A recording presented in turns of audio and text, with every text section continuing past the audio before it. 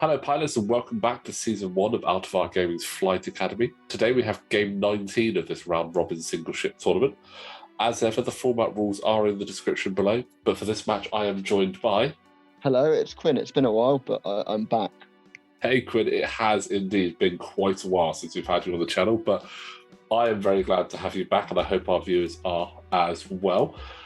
We've got another cracking game for you. I know that you're obviously involved in this tournament, and people have been loving your Kane and Jarrus list. They have thought that was absolutely brilliant. So let's see what you think of some of these other ships we have on the board.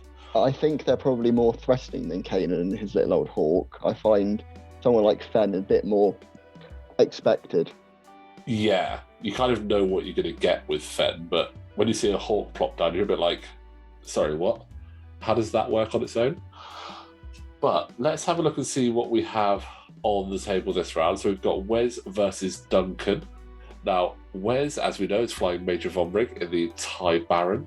He has Predator, Advanced Optics, Proton Rockets, and a good old stealth device.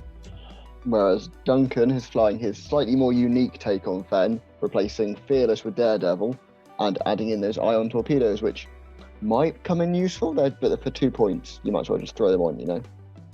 Yeah, they're just a nice points filler, and I mean, we have seen them used to good effect previously, but again, it's kind of one of those things of, you know what, it's about the only thing you can put on Fenn after a talent that is going to fit, because you already have a missile torpedo slot, so it's going to be quite cool to see if that comes into play here. I guess also the extra dice at range 2 and 3, it never hurts, especially as some of these other ships like Von Reg only have 4 hit points. Like, a hit's a hit at that stage. Yeah, absolutely. I mean, the earlier you can get damage in any game, but especially a game like this, the better.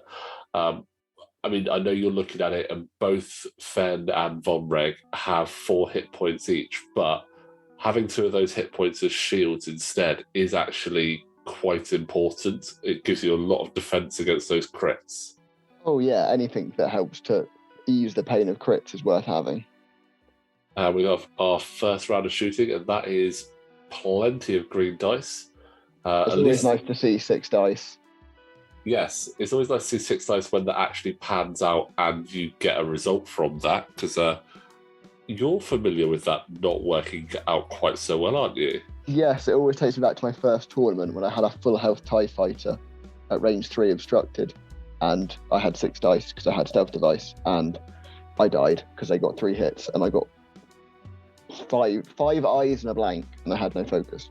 Oh, it is. I tell you what, it's just so frustrating when you've got all those dice and you're just rolling them and you're like, oh great, there's nothing there and nothing I can do about it. It is tough. It's a game of dice, really, isn't it? If you've got no mods, you're kind of asking for it. Yeah. I mean, getting yourself in position is all well and good, but you need those dice to play ball with you. And we've seen some spiky dice throughout this tournament, shall we say. Some which have gone horribly wrong and some that have gone devastatingly right. Oh, it depends on your perspective, really, doesn't it? Yeah.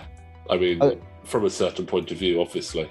Very Star Warsy. I mean, I must be honest, I'm surprised about Wes's choice of Advanced Optics over Pattern Analyzer, given that they are the same amount of points at 5.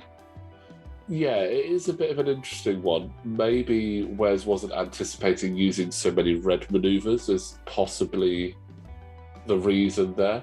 Advanced Optics can be quite handy, though.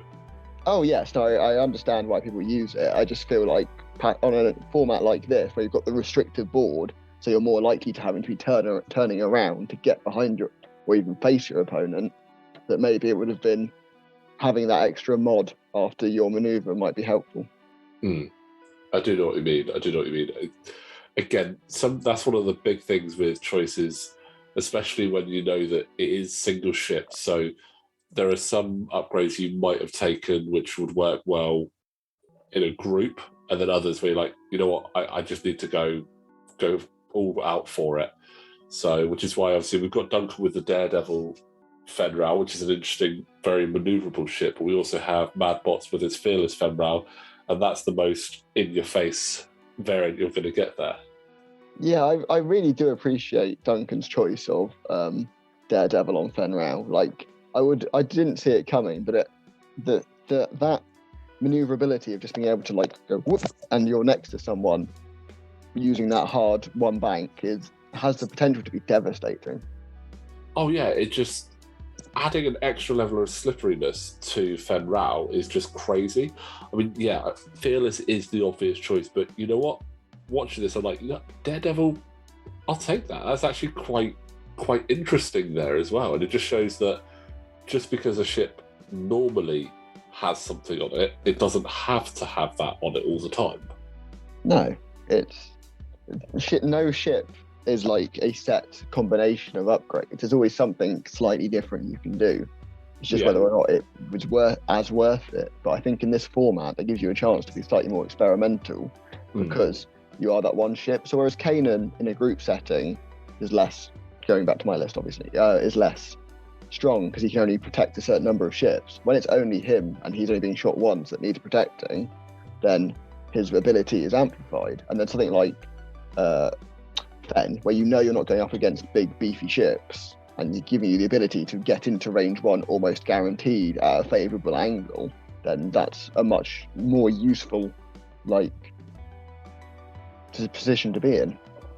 Yeah, I mean, you're opening up from 3 possible positions for your boost to 5, which is just great. And again, Fenral, he lives and dies on his manoeuvrability. If he can't get those manoeuvres right, then that could be him gone. Yes, and even if you can boost into range 1, but you can't shoot them, then you have to take Concordia. So you always want to be in range 1. So giving you that extra boostability, as it were, will help out. Indeed. So far, we've got a lot of dancing going on, but not a great deal of damage, considering we've got 2 very heavy hitters, like this proton rockets on Vonreg, and Fen is Fen. So, yeah. Oh, speaking of which, that looks like a nice debris cloud Duncan is flying Fen towards. Is indeed a nice debris cloud on there. I mean, I know he's hoping to turn Vonreg into a debris cloud, but that's a little bit unfortunate for him. Does he... Oh, he's lucky he doesn't roll that crit there. That could have been devastating. It would have been quite funny though, wouldn't it? Like, I mean, as nicely as possible to Duncan, if he'd done the damage to himself, it would have just been slightly amusing. It would have been amusing. Vonreg getting up that distance, but again, that's like the 4th or 5th red maneuver he's done, and he can't now do an action because of advanced optics. Like, I also think that a focus token's a big price to play for one blank. Yeah. Because like you'll almost always need it in defense if you spend it in anger. Is what I discovered. Yeah. And you mentioned a focus token. Obviously, at that point, Fen now has a focus token, but Vonreg has a focus token, but that should be a stress, not a focus. Yes, I would certainly agree. Again, obviously, with this tournament, there was a lot of games played in very quick succession. We played 20. There was 28 games in total played over 2 nights, so it was very much rolling on and off the table there, and that is a big hit there. Thanks to that focus. Thanks to that focus, yeah, but still huge hit. I mean, we're all friends here. This was a friendly. I mean, Wes and Duncan are 2 of the friendliest people. The whole group, I would say, in Toyman are a great bunch. But Wes and Duncan are definitely up there for 2 of the friendliest people. They're always there to say hello. No matter how a game is going, they'll always be like, you know what, I might not have won that, but that was good fun. And these points here were just absolutely brilliant in a game. And they're always good for that. So. Oh yeah, absolutely. Like, they win or lose, they'll be like good spirited is the best I can come up with. Yeah. But you get what I mean. Oh, it was a good job that Fen didn't blow himself up on that debris cloud there. Yeah, that would be an awkward replay, wouldn't it? Just like, Fen's dead. But no, Fen is one of those ships that looks very fragile, or Fang fighters in general. They look very fragile for their pointage, but they are frustratingly versatile when you are flying. Not versatile, survivable when you're flying against them. Yeah, they've got all the tools there to do that. But we have another bump. So whilst they're getting their dials set, just to remind you guys, if you do enjoy what we're doing here at Out of Art Gaming, you can support us on Patreon by clicking the link in the description below. And if they pay enough, they get to control a list of yours, I believe. Indeed, if you do go for our £6 level, you do get the opportunity to choose a list for us. And we will endeavour to search through our community to find all of the ships we need for that to be able to fly that. And I'm pretty sure that we could probably manage pretty much any list at this point between everyone in the store. I jokingly said at the final of this that I wanted to fly 4 escape craft, and immediately I had 4 offered to me. And I was like, I don't mean now. But yeah, it's just like, yeah, we want to see you fly 4. One of them will blow up in 3 turns. This would be hilarious. Oh yeah, because they're all unique, aren't they? And you'd Yes. have to have the autopilot drone. Surely with that, you just like buzz the autopilot drone as fast as you can into them. Well, 4 won't fill a list, so you obviously stick a Falcon in there and you dump it in there, and then you just throw it in when you get bored. Just like, here's a bomb, everyone pay attention. Yeah, that would be quite funny. But what's not looking funny right now is this positioning here. Yes. Oh, a little bit of camera knockage there. So obviously Wes has the initiative. They have been rolling road every turn. Wes currently has the initiative, so he could potentially wipe Duncan off the board, but then Duncan could potentially one-shot him back. So this is going to be an interesting situation. Let's see how it goes. Also, Duncan's got double mod with Concordia and a Focus, and Wes has got nothing. Yeah. Maybe Predator, which I believe is what he's doing now. Yep. Yep. Oh, 2 hits and a crit. This is going to be... Come on, Fen. Oh, and there's Fen with the Concordia. Oh, this is going to be... So now 5 versus 4. Mod versus no mod. I've played this game before. I know how those odds usually go. Yeah. Great. And, just the 2 hits in there. Is that a target lock that Duncan has on? I believe. Monreg? Oh, he does have a target lock. It's a Wes random token for it. The brilliant opponent and pointing us out. He's gonna regret that. Oh, he really is. That's 3 hits and a crit. Ouch. Ooh, not a good time to be a good Can sport. he? Oh no. What's that? Well, I'm gonna guess by the shaking of the table that 4th dice is also not an evade. Yep. Oh, Wes. Monreg exploded so hard he sent a literal shiver through space.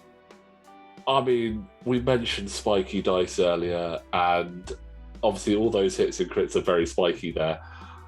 And, talk about being rewarded. He was like, you've got a target lock, and that's his reward for being a good sportsman. I mean, my target locks never reward me like that. I'm not going to lie. That was brutal. But, I mean, well flown by Wes and Duncan. Like, Wes was so close, but that one shot from Duncan was absolutely insane. It was very fun. Yeah.